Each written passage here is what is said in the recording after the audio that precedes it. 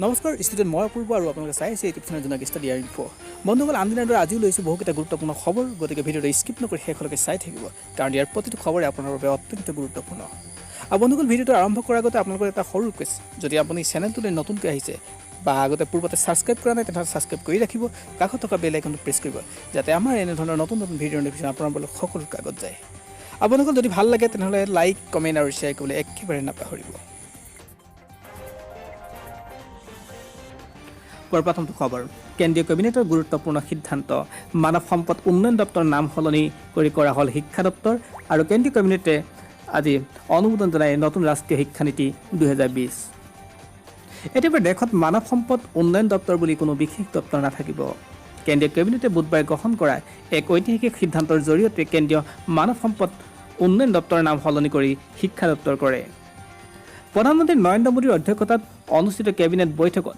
মানৱ সম্পদ উন্নয়ন দপ্তৰৰ নাম সলনিৰ প্ৰস্তাৱটোত অনুমোদন জনোৱা হয় উত্তৰাখণ্ডৰ প্ৰাক্তন মুখ্যমন্ত্ৰী ৰমেশ পোখৰিয়াল নিশাংকৰ নেতৃত্বাধীন মানৱ সম্পদ উন্নয়ন দপ্তৰক এতিয়াৰ পৰা কেৱল শিক্ষা বিভাগ হিচাপেহে জনা যাব কেন্দ্ৰীয় কেবিনেটে আজি নতুন শিক্ষানীতিটো অনুমোদন জনায় 1986 চনতে গৃহীত ৰাষ্ট্ৰীয় শিক্ষানীতি সংশোধন ঘটোৱা হৈছিল 1992 চনত ইয়াৰ পিছত প্ৰায় 3টা দশক ধৰি শিক্ষানীতিৰ কোনো সংশোধন ঘটোৱা হোৱা নাছিল অৱশ্যে প্ৰধানমন্ত্ৰী নৰেন্দ্ৰ মোদীয়ে চলিত বৰ্ষৰ মে মাহত ৰাষ্ট্ৰীয় শিক্ষানীতিৰ আমূল পৰিৱৰ্তন ঘটোৱা হ'ব বুলিও ইংগিত দিছিল প্ৰতীক্ষাৰ অন্ত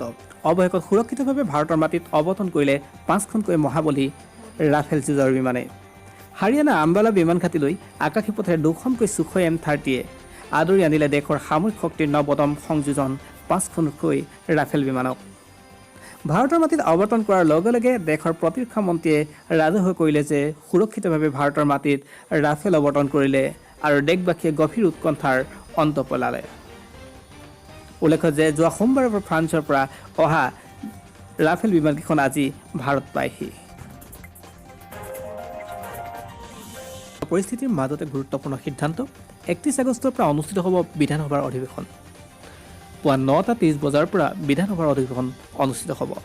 অসমৰ ৰাজ্যপাল জগদীশ মুখীয়ে জাৰি কৰিলে এক অধিসূচনা মুখত বিপ্লৱী গীত হাতত কোৰ নাঙল লৈ অখিল গগৈ মুক্তিৰ দাবীত পথাৰত কৃষকৰ প্ৰতিবাদ হাউলৰ পথাৰত কৃষকৰ ব্যস্ততাৰ সীমা নাই সকলো ব্যস্ত কৃষি কৰ্মত তাৰ মাজতে মৰিয়নি খেতিপথাৰত দেখিবলৈ পোৱা গ'ল ব্যতিক্ৰমী দৃশ্য ব্যস্ততাৰ মাজতো খাপি খোৱা জনতা চহা কৃষকৰ হকে মাত মতা কৃষক নেতা অখিল গগৈৰ মুক্তিৰ দাবীত পথাৰতে কৃষকসকলে ৰূপায়ণ কৰিলে প্ৰতিবাদ বিষ্ণুপ্ৰসাদ ৰাভাৰ বল বল বল কৃষক শক্তি দৌল শীৰ্ষক বিপ্লৱী গীত গাই কৃষকসকলে কৃষি কৰ্মৰ সমান্তৰালকৈ কাৰাবন্দী কৃষক নেতা অখিল গগৈৰ মুক্তিৰ দাবী জনাই পথাৰত প্ৰদৰ্শন কৰিলে বিভিন্ন বেনাৰ পোষ্টাৰ কৃষক নেতাগৰাকীক মুক্তি বিচাৰি কৃষকসকলে বিভিন্ন শ্লোগান দি পুৱাৰ পৰিৱেশ উত্তাল কৰি তোলে মৰিয়নি নকছাৰী মৰঙিয়াল গাঁৱৰ মাউতজুৰি পথাৰত একাংশ চহা খেতিয়কে কৃষক মুক্তিৰ নকছাৰী আঞ্চলিক সমিতিৰ সদস্যসকলৰ সহযোগত বুধবাৰে কৃষি কৰ্মৰ সমান্তৰালকৈ কৃষক নেতাগৰাকীক শীঘ্ৰে মুকলি কৰি দিবলৈ চৰকাৰক দাবী জনাই প্ৰতিবাদ সাব্যস্ত কৰে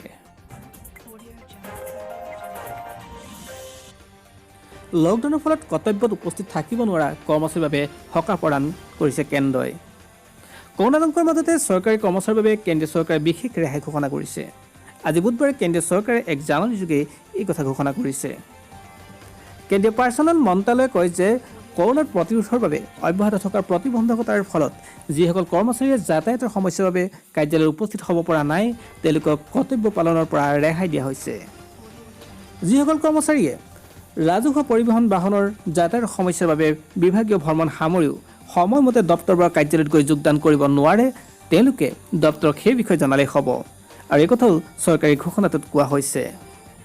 ইফালে উল্লেখ কৰা হৈছে যে কৰোনাতংকৰ মাজতে যোৱা 25 মাৰ্চত দেশৰ বলবৎ কৰা লকডাউনৰ পূৰ্বে কৰ্মস্থল এৰি যোৱা বহু কৰ্মচাৰীৰ ৰাজহুৱা পৰিবহণ আৰু যাতায়াত ব্যৱস্থা পুনৰ চলাচল নোহোৱাৰ ফলত দপ্তৰ বা বিভাগৰ কৰ্মস্থলীত উপস্থিত হ'ব নোৱাৰা কৰ্মচাৰীক এই ৰেহাই প্ৰদান কৰা হ'ব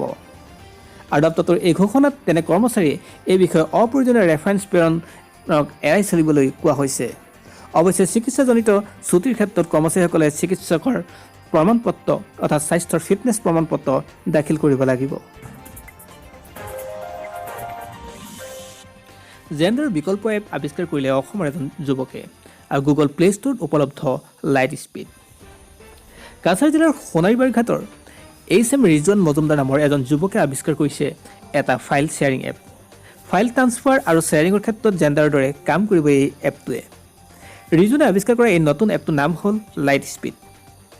19 জুলাইত এই এপটো গুগল প্লে ষ্ট'ৰত মুকলি কৰা হৈছে। লাইট স্পীড এপটো জেণ্ডাৰ বিকল্প হিচাপে কাম কৰিব বুলি আশা প্ৰকাশ কৰা হৈছে। উল্লেখ্য যে ফাইল ট্ৰান্সফাৰ আৰু শ্বেয়াৰিঙৰ ক্ষেত্ৰত ভাৰতত চীনা মোবাইল এপ জেণ্ডাৰে অতি জনপ্ৰিয়তা অৰ্জন কৰিছিল। কিন্তু চীন ভাৰতৰ সংঘাতৰ পৰিপ্ৰেক্ষিতত অনুভাগিতা চীনা এপ ভাৰতত নিষিদ্ধ কৰা হৈছে আৰু ইয়াৰ ভিতৰত আছে জেণ্ডাৰো। ভাৰতত পোহৰলৈ আহিল মাতৃৰ পৰা নৱজাতকলৈ COVID-19 সংক্ৰমণৰ প্ৰথমটো ঘটনা। COVID-19 আক্ৰান্ত গৰ্ভৱতী মাতৃৰ গৰ্ভত থকা ভ্ৰূণ এই মাৰাত্মক ৰোগত সংক্ৰমিত হয় নে নহয় তাকে লৈ বিশ্বৰ বিভিন্ন বিজ্ঞানীৰ সিদ্ধান্তত উপনীত হ'ব পৰা নাছিল। আৰু শেহতীয়াকৈ ভাৰতত প্ৰমাণ হৈছে যে ক'ভিডত আক্ৰান্ত মাতৃৰ দেহৰ পৰা গৰ্ভত থকা ভ্ৰূণলৈ কৰোণা ভাইৰাছ সংক্ৰমিত হ'ব পাৰে। মহাৰাষ্ট্ৰৰ পুনেৰ ছাচুন জেনেৰেল হস্পিটেল শেহতীয়াকৈ এগৰাকী ক'ভিড আক্ৰান্ত মহিলাই প্ৰসৱ কৰা কন্যা সন্তানটিৰ দেহত COVID-19 আক্ৰান্ত হোৱা বুলি নিশ্চিত কৰা হৈছে। আৰু চিকিৎসালয়খনৰ স্ত্ৰীৰোগ বিভাগৰ চিকিৎসক ডাক্তৰ আৰতি কিনিকৰে প্ৰকাশ কৰা মতে কিছুদিন পূৰ্বে চিকিৎসালয়খনত ভৰ্তি কৰোৱা গৰ্ভৱতী মহিলাগৰাকী ক'ভিডত আক্ৰান্ত হৈছিল আৰু তেওঁ প্ৰসৱ কৰা কন্যা সন্তানটিৰ চাপ পৰীক্ষা কৰাৰ পাছত নৱজাতকটি COVID-19 আক্ৰান্ত হোৱাৰ কথা পোহৰলৈ আহে আৰু জন্মৰ পিছতে শিশুটি জ্বৰত আক্ৰান্ত হয় আৰু তাৰ পিছতেই নৱজাতকটিৰ কৰোণা ভাইৰাছৰ পৰীক্ষা কৰোৱা হৈছিল। 10 আগষ্টৰ ভিতৰত ৰাছিয়াত কৰোণা ভাইৰাছৰ ভেকচিনৰ অনুমোদন। ৰাছিয়াৰ প্ৰশাসনিক কৰ্মকৰ্তাসকলে আন্তৰ্জাতিক সংবাদ মাধ্যমক জনাইছে যে তেওঁলোকে 10 আগষ্টৰ ভিতৰত ভেকচিন অনুমোদনৰ বাবে তৎপৰতা চলাইছে। মস্কোৰ জেমেলিয়া ইনষ্টিটিউটৰ বিজ্ঞানীসকলে দিনে নিশাই পৰিশ্ৰম কৰিছে ইয়াৰ বাবে। ৰাছিয়াৰ স্বাস্থ্য সচিব কিৰিল ডিমিট্ৰিভে সংবাদ মাধ্যমৰ সৈতে বাৰ্তালাপত কয় যে এয়া ঐতিহাসিক দিনৰ ক্ষণ গণিছে ৰাছিয়াই। বিশ্বৰ আন দেশৰ গৱেষকসকলে আন আশংকা কৰিছে আৰু তেওঁলোকৰ মতে এই পৰ্যন্ত কোনো বৈজ্ঞানিক তথ্য সন্মুখলৈ অনা নাই ৰাছিয়াই। মাৰ্কিন যুক্তৰাষ্ট্ৰৰ মডাৰেনা বা অক্সফৰ্ডৰ ভেকচিনৰ ক্ষেত্ৰত পৰীক্ষণৰ তথ্য সন্মুখলৈ আহিছে। অৱশ্যে ৰাছিয়াই দাবী কৰিছে ৰাছিয়ান সেনাই এই ভেকচিন পৰীক্ষণৰ স্বেচ্ছাসেৱক হিচাপে কাম কৰিছে।